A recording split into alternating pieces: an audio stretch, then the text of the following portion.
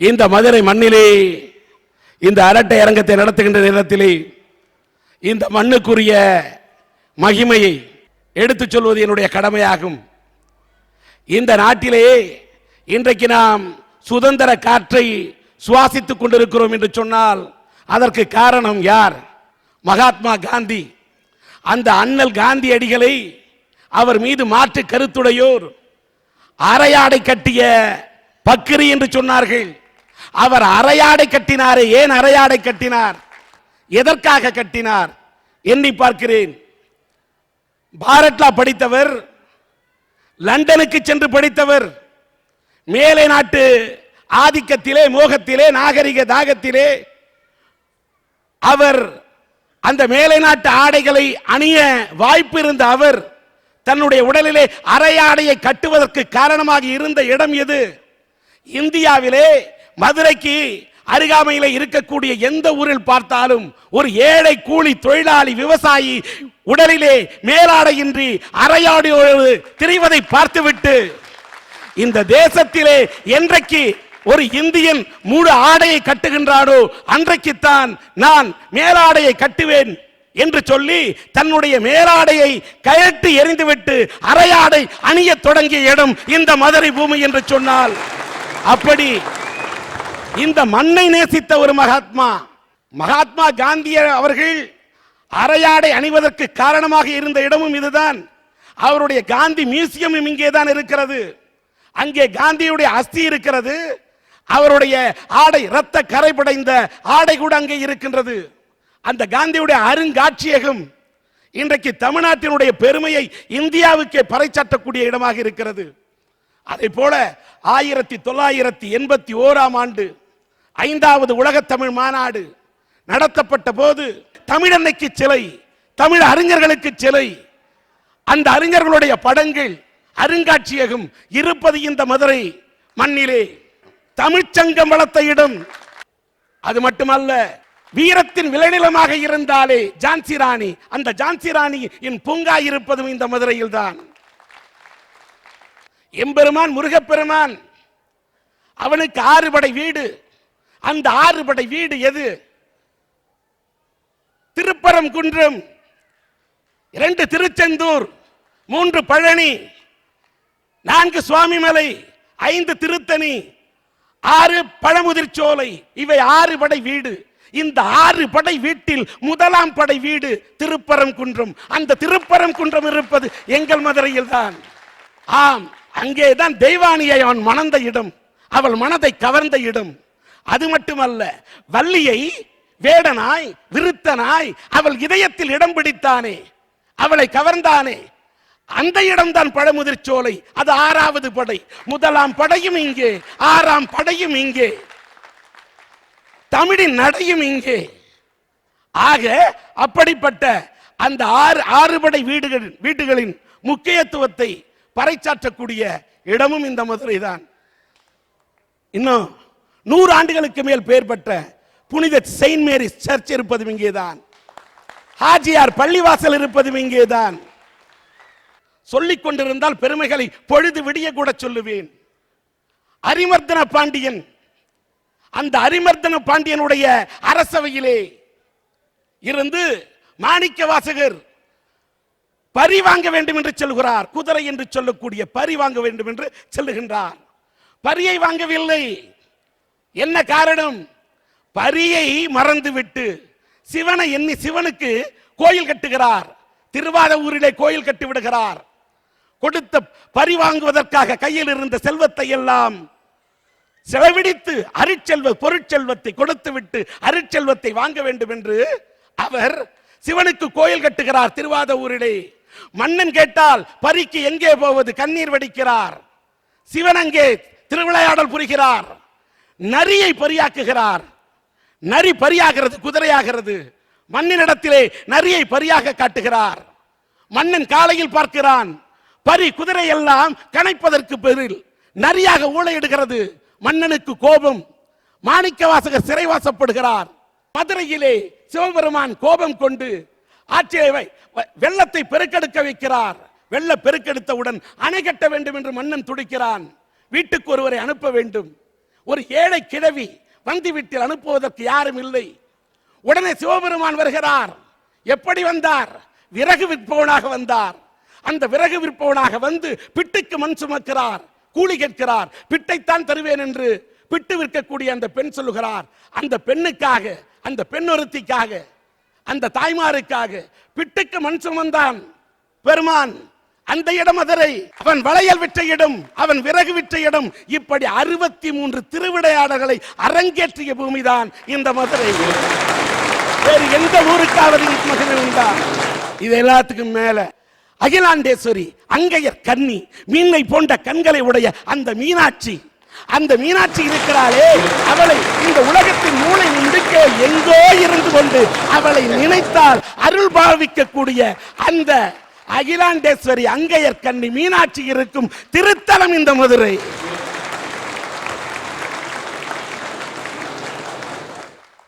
அவள் யார்? சொக்கநாதன் பொண்டாட்டி. அவள் சீராட்டி பாராட்டி நம்மை எல்லாம் ஆளாக்கக்கூடிய சீமாட்டி பெருமாட்டி அந்த மீனாட்சி. வாசம் இல்லா மலருது வசந்தத்தை தேடுது, வைகை இல்லா மதுரை இது மீனாட்சியை தேடுது என்று ஒரு கவிஞன் பாடினாலே. வைகை இல்லாத மதுரையை அந்த மீனாட்சி விரும்ப மாட்டாள். அந்த மீனாட்சி திருத்தலத்திலே பொற்றாமரை குளம். அந்த பொற்றாமரை குளத்தில் மீன்களே இல்லை. காரணம், அவள் கண்களே மீன்கள். ஆம், அந்த பொற்றாமரை குளத்தில் தான் திருக்குறளே அரங்கேறியது என்று சொல்லுகிறார்கள். எத்தனையோ திருவிளையாடல் அரங்கேறியது இந்த மண்ணில் என்று சொல்லுகிறார்கள். அது மட்டுமல்ல, குலசேகர பாண்டியனுடைய காலத்தால் இந்த மதுரை மீனாட்சி கோயில் கட்டப்படுகிறது. பிறகு 16ஆம் நூற்றாண்டிலிருந்து 18ஆம் நூற்றாண்டு வரை நாயக்கர் மன்னர்களால் இந்த மதுரை மீனாட்சி அம்மன் கோவில் போற்றி வளர்க்கப்பட்டிருக்கிறது. இது சாதாரண திருத்தலமா? இதன் கோபுரத்தை பாருங்கள், அதில் இருக்கும் கலைநயத்தை பாருங்கள். உலக அதிசயங்கள் 7. அந்த உலக அதிசயத்தில் இடம்பெறக்கூடிய அளவுக்கு தகுதி பெற்ற இடம் மதுரை மீனாட்சி அம்மன் ஆலயம். இன்றைக்கு 8வது அதிசயம் இல்லை, ஆனால் அந்த 8வது அதிசயம் என்ற இடத்தை எட்டி பார்த்தது எங்களுடைய மதுரை மீனாட்சி அம்மன் ஆலயம். இப்படி இந்த மதுரை மண்ணுக்கு எத்தனை வரலாறு பாருங்கள். சங்கத்தமிழ், தங்கத்தமிழ், எங்கத்தமிழ், சிங்கத்தமிழ். அந்த தமிழை நான் நேசிக்கிறேன், சுவாசிக்கிறேன் என்ற காரணத்தால் அந்த தமிழ் வளத்தை இந்த மண்ணிலே இந்த அரட்டை அரங்கத்தை நடத்துவதின் பெருமையாக கருதுகிறேன் என்று சொல்லி இந்த சங்கம் வளர்த்த இந்த தமிழ் மண்ணை தொட்டு வணங்கி இந்த அரட்டை அரங்கத்தை தொடங்குகிறேன்.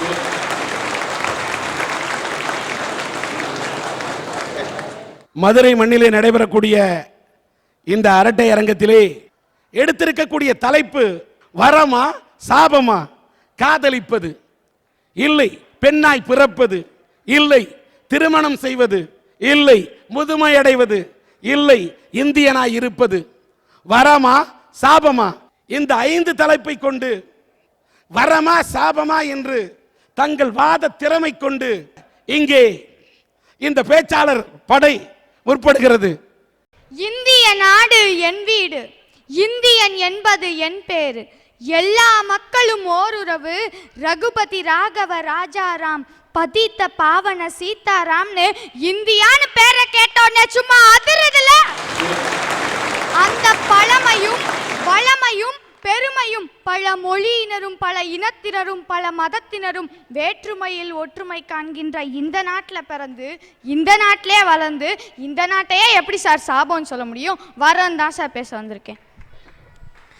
ஐயா, உலகிற்கே ஒளியை கொடுத்தவன் தாமஸ் ஆல்வா எடிசன்கிற ஒரு அமெரிக்கர். ஆனா நம்ம நாட்டில் பிறந்த சுவாமி விவேகானந்தர் அமெரிக்கால சிகாகோ மாநாட்டில் சகோதர சகோதரி என்னாரு. ஆனா அந்த கல்வெட்டுல இன்னைக்கு என்ன தெரியுமா எழுதியிருக்கு? கிழக்கில் தோன்றிய ஞான ஒளி. அதாவது என்னதான் நீ உலகிற்கு ஒளியை கொடுத்தாலும் உன் நாட்டிற்கு அறிவொளியை தரது இந்தியன் தான் சொல்லும் போது பெருமைக்குரிய இந்தியனா இருப்பதா வரம் தான் சொல்றேன். ஐயா, G5 நாடுகள்னு இருக்கியா? அந்த நாடுகள் என்ன சொல்லுதுன்னா, இந்தியர்களின் ஆலோசனை இல்லாம எடுக்கப்படும் முடிவுகள் எல்லாம் சரியா இருக்காதுன்னு சொல்லுது. அப்ப அந்த இந்தியா தான் அந்த விவாதத்துடைய தலைமையா இருக்கும் போது அந்த இந்தியனா இருப்பதை வரோம் தான் சொல்றேன். ஆடி காட்டில் ஆட்டம் கண்ட மரங்கள் தான், அள்ளி தூவிய விதை தூவல் தான், ஆடி பெருக்கில் அடித்து கொண்டு போனாலும் கல்லிலும் சரி, முள்ளிலும் சரி, பள்ளத்திலும் சரி, பாறையிலும் சரி, ஒரு பிடி தான் இந்தியன் என்கின்ற ஒரு பிடி மண் கிடைத்தால் போதும், ஊன்றி எழுந்து விடுவான். வளர வழிகாட்டாவிட்டாலும் சரி, வழிவிடுங்க, வளர்ந்துடுவோம், சாதாரண சாதனையாளரான்னு சொல்லி இந்தியா இருப்பது வரமேன்னு பேச வந்திருக்கேன். சார், ஒரு அழகான கவிதை படித்தேன் சார். வரங்களே சாபங்கள் என்றால் இங்கே தவங்கள் எதற்காக? இப்படி வரமா வந்து சபமாகி போன ஒரு சமுதாயம் இருக்குன்னா அது பாழா போன இந்த பெண் சமுதாயம் தான் பேச வந்திருக்கேன் சார். நம்ம நாட்டில் படிச்சுட்டு பட்டம் பெற முடியாம பல இளைஞர்கள் தவித்து கொண்டிருக்க, இல்ல பாழா போன பெண்ணாய் பிறப்பது சாபம் என்று பேச வரீங்க. எந்த மண்ணில்? மதுரையில்.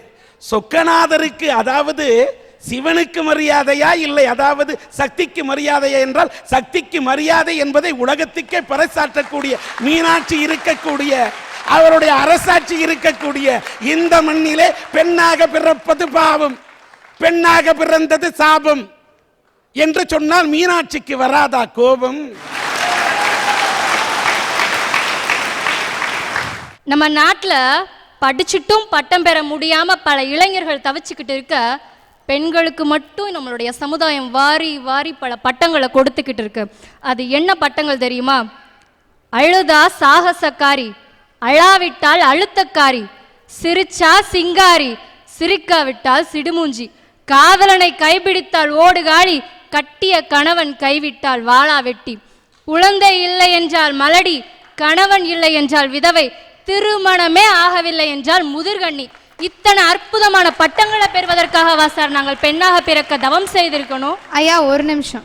ஒரு பொண்ணு வீட்டில் முதல்ல பிறந்துட்டான்னா, இல்லை ஒரு வீட்டுக்கு விளக்கேற்ற போனான்னா, எங்கள் வீட்டில் மகாலட்சுமியே பிறந்துட்டான்னு சொல்லக்கூடிய மதுரை மண்ணில் பிறந்துட்டு அப்படி பேசப்படாது. மகாலட்சுமின்னு சொல்ற அதே இந்த ஊர் தான் அந்த பெண் விதவையானதுக்கு அப்புறம் மூலி அலங்காரின்னு கூட சொல்றாங்க.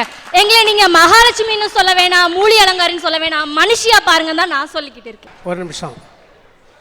நம்முடைய முதலமைச்சர் கூட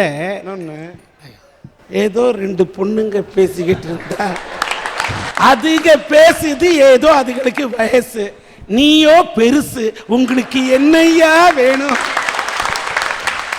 இந்த நாட்டில் ரெண்டு பெண்கள் பேசினாதான் ஆபத்தே.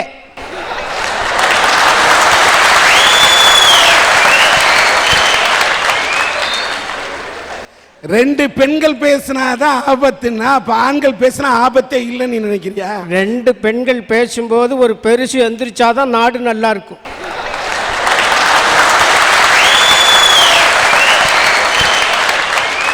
நம்முடைய முதலமைச்சர் ஒரு பட்டிமன்றத்தில் கலந்துக்கும் போது சொன்னார் சார், ஒரு கவிஞர் பாடும்போது சொன்னார், விதவை என்ற சொல்லுக்கு பொட்டில்லையே என்று வருத்தப்பட்டார். நம்முடைய முதலமைச்சர் சொன்னார், விதவை என்ற சொல்லுக்கு பொட்டில்லை, ஆனால் கைம்பெண் என்று கூப்பிட்டு பாருங்கள், 2 பொட்டுக்கள் வைக்கலாமே.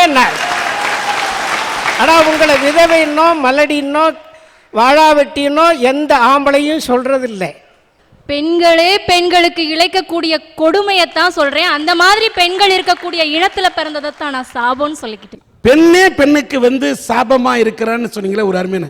ஏன்னா இப்ப மாமியார் மருமகள் போட்டின்னு வச்சாலே மருமகளை கொடுமைப்படுத்துற மாமியார் தான் அதிகம் இருக்கிறாங்களே தவிர மருமகளை கொடுமைப்படுத்தக்கூடிய மாமனாரோட எண்ணிக்கை கம்மியாகுது. ஆக ஒரு பெண்ணால் தான் இன்னொரு பெண்ணை ஏற்றுக்கொள்ள முடியவில்லை. வரதட்சணைன்னு ஒரு விஷயம் இருக்கு. விலை கொடுத்து வாங்கிய மணமகனுக்கே அடிமையாக போகக்கூடிய அவ்வள நிலை இந்த பெண் சமுதாயத்துக்கு தானே சார் இருக்கு. எங்களுடைய சோக துணையா இருக்கிறதெல்லாம் எங்களுடைய ஈர தலையணை மட்டும் தானே சார். இதையும் தாண்டி வரதட்சணைன்ற ஒரு விஷயத்தை கொடுத்து கல்யாணத்துக்கு வரோம்னு வச்சுக்கோங்களேன், அங்க பத்திரிக்கைன்னு ஒரு விஷயம் வரும்.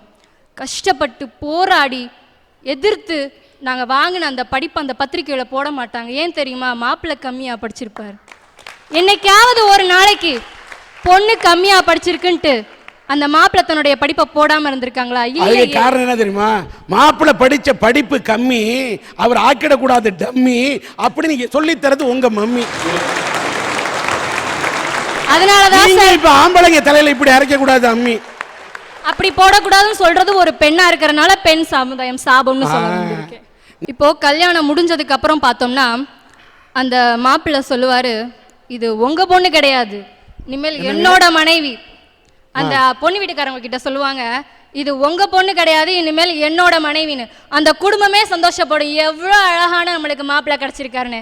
ஆனா அதே அந்த பொண்ணு சொல்லட்டும், இனிமேல் இது உங்க மகன் கிடையாது, என்னுடைய கணவர் அப்படின்னு சொல்லட்டும். அந்த இடத்துல அந்த பெண்ணுக்கு நடக்கக்கூடிய விஷயமே வேற. அதனாலதான் நான் பெண்ணா பிறந்தது சாபம்னு சொல்லிக்கிட்டு இருக்கிறேன். ஒரு நிமிஷம். ஒரு பையன் வந்து இந்த பொண்ணு உங்கள் பொண்ணு இல்லை, இனிமேல் என் பொண்ணுன்னு சொன்னார்னு சொன்னது ரொம்ப மகிழ்ச்சி. ஆனால் என் கல்யாணத்தில் என் பொண்டாட்டியை என்னோடு அனுப்பும்போது என் மாமனார் கொய்ய முறைன்னு கத்துறார், அழுகுறார். அழாதீங்க மாமா, வெங்காயம் உரிக்கும் போது கூட நான் என் பொண்டாட்டியை அழவிட மாட்டேன், ஏன்னா நானே வெங்காயத்தை நறுக்கி கொடுத்துட்றேன். அழாதீங்க மாமா, அழாதீங்க மாமான்னு கர்ச்சீப்பில் முகத்தை தொடச்சி விட்றேன். அவர் சொல்கிறாரு, அட போக்கத்தை பயல, உனக்காக நான் அழுவலடா, என் பொண்ணை வச்சு எப்படித்தான் வாழ்க்கை நடத்த போறியோன்னு அழுவலட்டான். பெண் சாபமா முகத்திலேயே தெரியுது கலை. ஆனால் என் வீட்டுக்காரி ஒரு தியாகி சார். ஏன் தெரியுமா தியாகி? ஒரு அரவிந்த் சாமி மாதிரி கணவனை எதிர்பார்த்தாங்க, அவங்க அடுப்புல வெந்த சாமி மாதிரி இருக்கிறாங்க. அதனால அவங்க உண்மையாவே தியாகி தான் சார். நான் எப்படி இருந்தாலும் எனக்கு வாழ்க்கை கொடுத்தா பாரு, அவர் ஒரு தியாகி தான். மகாத்மா காந்திக்கு பிறகு, நேருக்கு பிறகு என் மனைவி தான் தியாகம். இன்றைக்கி என் குடும்பத்தில் என்ன நடக்குது தெரியுங்களா? என் வீட்டுக்காரியை பார்த்து குளிச்சுட்டு டிஃபன் கேட்கும்போது எப்படி கேட்பேன்னு தெரியுமா? ஏய் கொல்லங்குடி கருப்பாய், இட்லி கொண்டாடின்னு சொல்ல மாட்டேன். அப்படி சொன்னால் என்ன சொல்ல தெரியுங்களா? தட்டை திப்புன்னு போட்டுட்டு தின்னு தொலையா லூஸ் மோகன்பா. அந்த வேலையே வச்சுக்க மாட்டேன். இங்கேருந்து போனோன்னே என் வீட்டுக்காரியை பார்த்து, ஹலோ சிம்ரன், 4 இட்லி.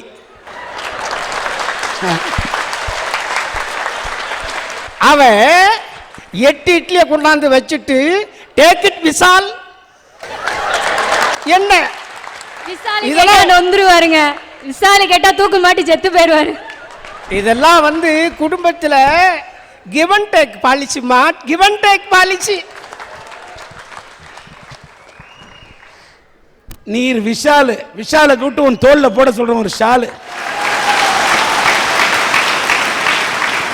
சார், என்னை பார்த்தா எப்படி ஃபிகரா இருக்கு? சப்ப ஃபிகரா இருக்கா, இல்லை பார்க்க சுமாரா இருக்கா, இல்லை அழகை விட அழகா இருக்கணா? இந்த கேள்வி எல்லாம் என்கிட்ட கேட்கவே கூடாது.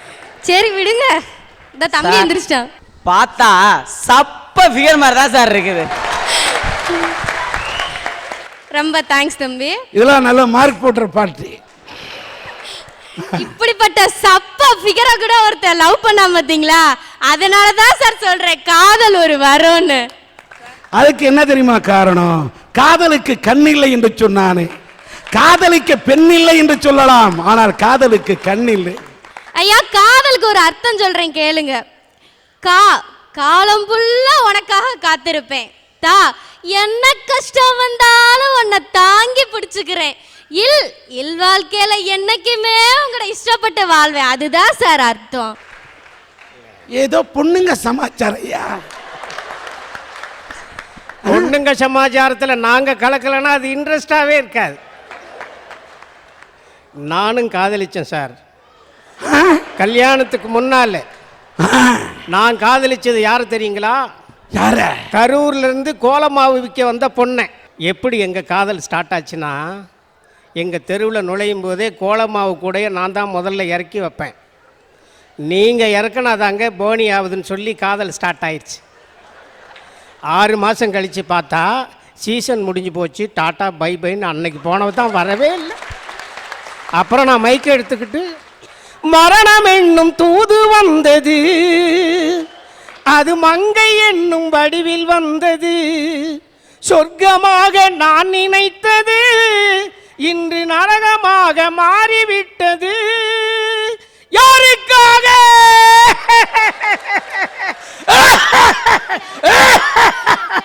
ஒன்றும் இல்லை சார், இவர் ஒன்றும் இல்லை. அந்த அம்மா வரையில இப்படி இரும்பி இருப்பார, இவர் ஒரு டிபி நோக்காட்டுக்காரன்னு விட்டுட்டு போயிருக்கேன். அதுதான் மேட்ரு. காதலுக்கு ஒரு உதாரணம், பலாப்பழத்தை எடுத்துக்கோங்க. பலாப்பழம் சுற்றியும் முள்ளா இருக்கும், ஆனா ரொம்ப உடைக்கிறது கஷ்டம். ஆனா உடைச்சு உள்ள எடுத்து பார்த்தீங்கன்னா எப்படி தெரியுமா இருக்கும்? அந்த பலாப்பழத்தை தேனே வலியும் சார். அது மாதிரி தான் இந்த காதல். கஷ்டம் வந்தாலும் சரி, நஷ்டம் வந்தாலும் சரி, அதை உடைச்சி எடுத்து சாப்பிட்றாங்க பார்த்தீங்களா? அப்படி சாப்பிட்றவங்களுக்கு தான் அந்த காதல் வரும் சார். மதுரை மீனு என்ற இந்த பெண், அவருடைய தந்தை பெயர் செல்வம், திருமயம் அருகே உள்ள பனையப்பட்டி ஊரைச் சேர்ந்த அவரை மேடைக்கு அழைக்கிறேன். மீனு,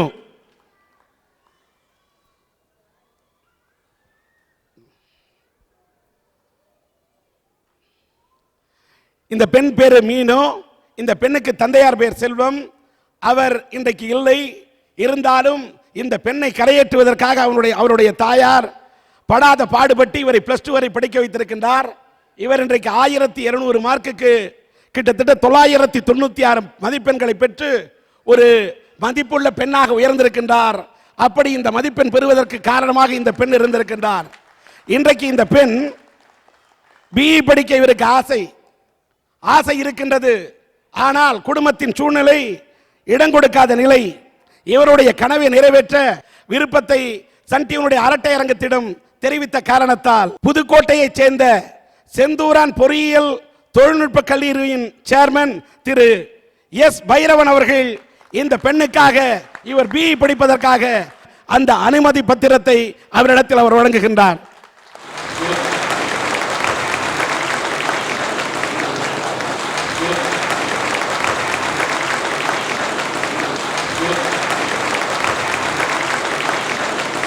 பிஇ படிக்கணுங்கிறது லட்சியம். அந்த பெண்ணின் லட்சியத்தை நிறைவேற்ற 3 லட்சம் ரூபாய் இன்றைக்கு போயிட்டு இருக்கக்கூடிய சீட்டை இன்றைக்கு மனமு வந்து அளித்திருக்கக்கூடிய வைரவன் அவர்களை நான் மனதார பாராட்டுகிறேன்.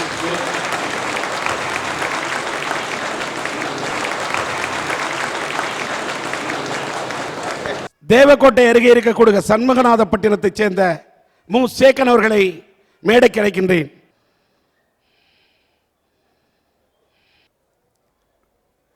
தேவக்கோட்டை அருகே இருக்கக்கூடிய சண்முகநாதம்பட்டினம் என்ற ஊரைச் சேர்ந்த இந்த மு சேகன், இவருடைய தந்தையார் பெயர் முத்துக்குமார்.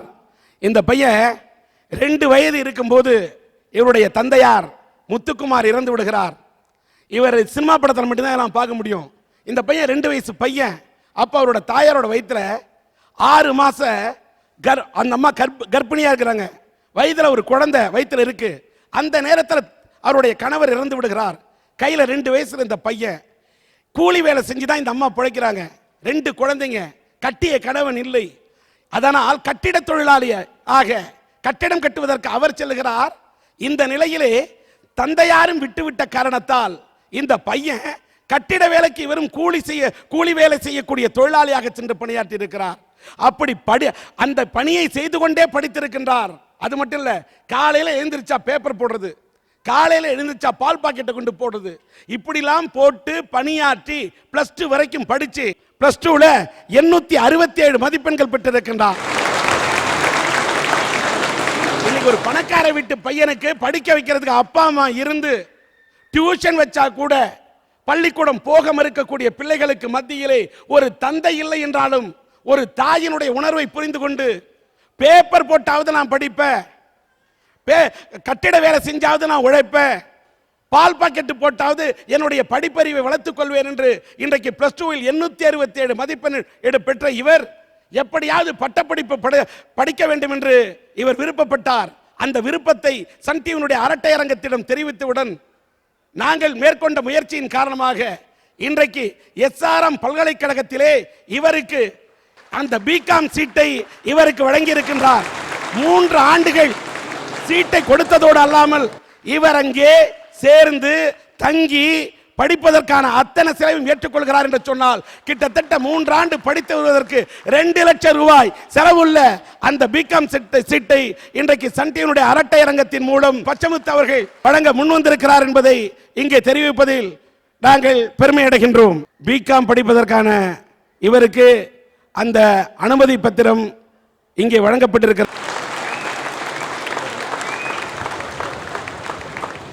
இவர் தன்னிடத்தில் ஈழத்தை சார்ந்தவர், என்னிடத்தில் இதயம் இருக்கிறது என்ற அடிப்படையிலே இந்த இவருடைய பாக்கெட் மணியை எடுத்து இதயத்துக்கு அருகிலே பாக்கெட் இருந்தால் போதாது, அந்த பாக்கெட் மணியை எடுத்து இவருடைய முன்னேற்றத்துக்காக, இவருடைய படிப்பு செலவுக்காக சேக்கனுக்கு 3000 ரூபாயை கொடுக்கின்றார்.